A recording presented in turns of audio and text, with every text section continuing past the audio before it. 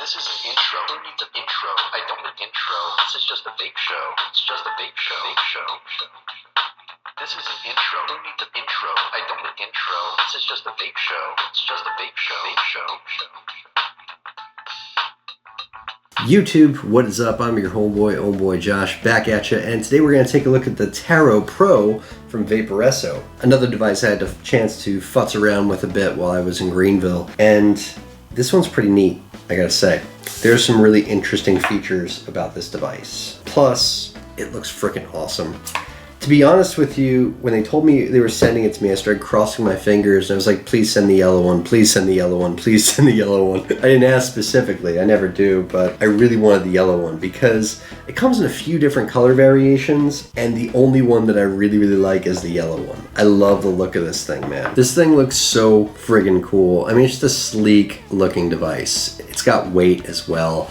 The buttons are cool looking. They've got this odd shape to them. Sextagon, I don't remember what it's called. Six-sided fucking rhombus here, and it looks awesome. And the buttons over here are the same, and they just look so cool. The sides are great. The cutaway over here, around here, everything just looks really cool about this little mod. It's great. Dual 18650, the magnetic doors are tight magnetic doors.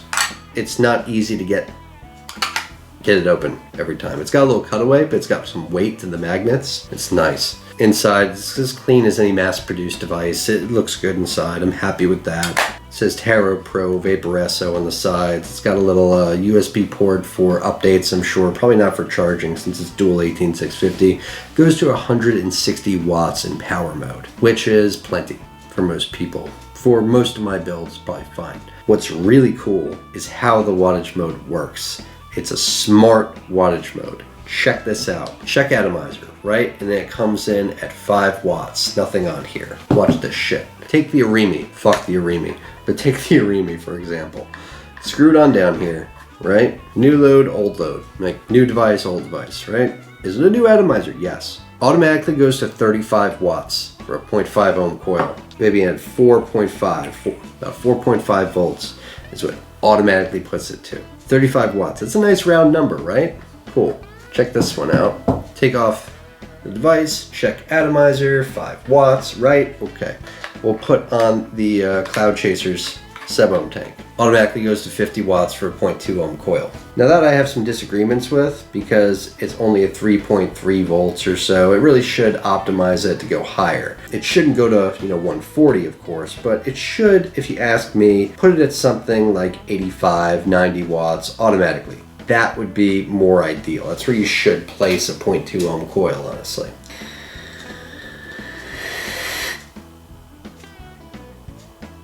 Now this tank is really optimized for something like 140, 190 watts, somewhere between that if you go by what Vapors Cloud recommends. I don't blame Vaporesso for not doing that. It doesn't make sense to place this coil there, but it does. When you vape it, it makes sense. But if you ask me, it should place at something like 85 or 90 watts. So, points for trying on that one. Points for trying. How about the Aeronaut? This Aeronaut is still running the hybrid coil that I built for Coil Wars. Now I vape this at about 80, 90 watts and I treat it like a series build. No way for the Tarot Pro to know that, and when I tell it it's a new load, it puts it as about what it should for, if I was vaping it normal for a 0.36 ohm coil. It's at about 42 watts. So it's not just like rounding 35 watts, 50 watts. It's intelligently deciding a recommended wattage for whatever topper you put on here. I think that's really cool. It's not right necessarily. It's not where I want to vape this, but I give it points for trying. I think that's a really cool feature. I usually vape this coil at about 100 watts, to be honest with you.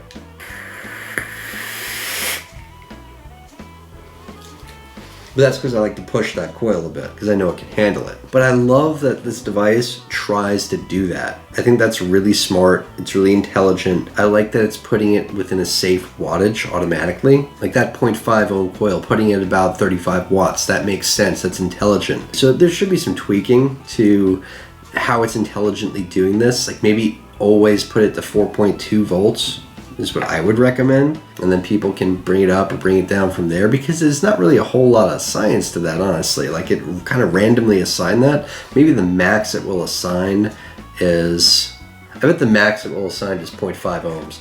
Let's find out. So apparently I can't find my words today. I've been out of town too long. But what I was trying to say was, I bet the max it will automatically assign is 50 watts. I've got half the Staggerton that I made for Coil Wars inside the Goon right now. And it ohms out low at 0.1 ohms.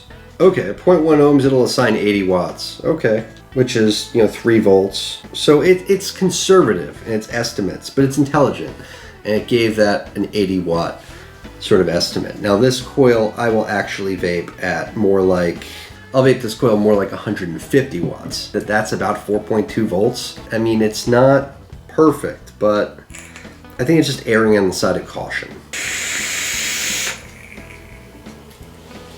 It performs really well. Really well.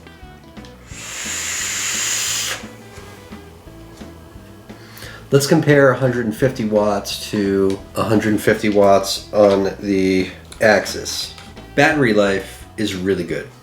Those are the same 18650s that I put in here on Friday night, and it's like Sunday night now, and they're still going. I mean, I haven't used exclusively this mod, but I've been using this mod quite a bit. I gotta say, that 150 feels like 150. 150 there on the Axis, 150 on the Taro Pro. Yeah, I mean, that's kind of the same sort of reaction that we had in the Axis, That's pretty damn close. I'm impressed. It's pretty accurate from what I can see with my own eyes, what I can feel when I'm taking a pull. I'm impressed. Honestly, I'm actually really impressed with this mod, to be honest with you. It works really well. I've been really happy with it. I've been using it mainly with the Vapors Cloud and just turning it all the way up to 160.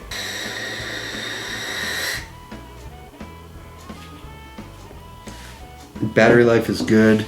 Performance is good. I like using it. It feels great in the hand. It's very pocketable, honestly. Not as thick as my Axis. Way more pocketable than something like the Relo, the Snow Wolf. Feels very well made. It doesn't feel cheap. I want to see it in more colors. That would be nice.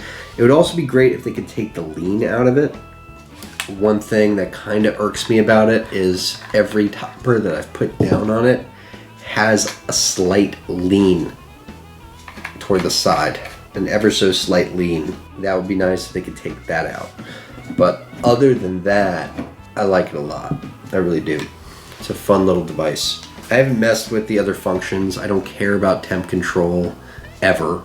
I don't give a damn about that kind of stuff. I don't like temp control. But bypass mode is kind of cool. In bypass mode, it can fire all the way down to 0.05 ohms. So that's kind of nice. You sort of hold down the mode button and you get into nickel mode. Hold it down again and you're in stainless steel mode. Again, and you're in titanium mode. Hold it down again and you get M1 and M2. Those are your TCR modes. Bypass, and then back to wattage. And if you click the mode button 3 times, rapidly, you get into this sort of mode where you can choose between variable wattage and CCW. So it's sort of like a custom wattage mode.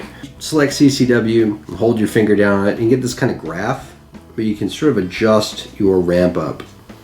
And you can say that for 0.5 seconds, you want it to vape at, 60 watts. So I'm going from 50 watts to 100 watts, 100 watts, 110, 110, 110, 110 for 2 whole seconds, and then I'm dropping back down to 50, just to make sure it's paying attention to what I'm asking it to do.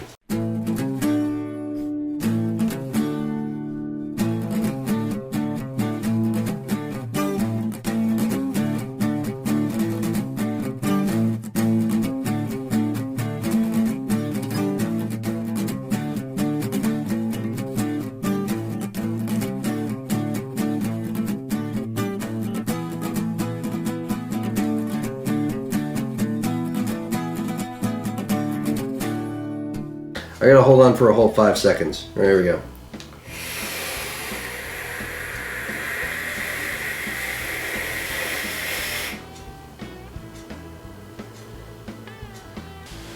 Did I feel it drop down to 50? No.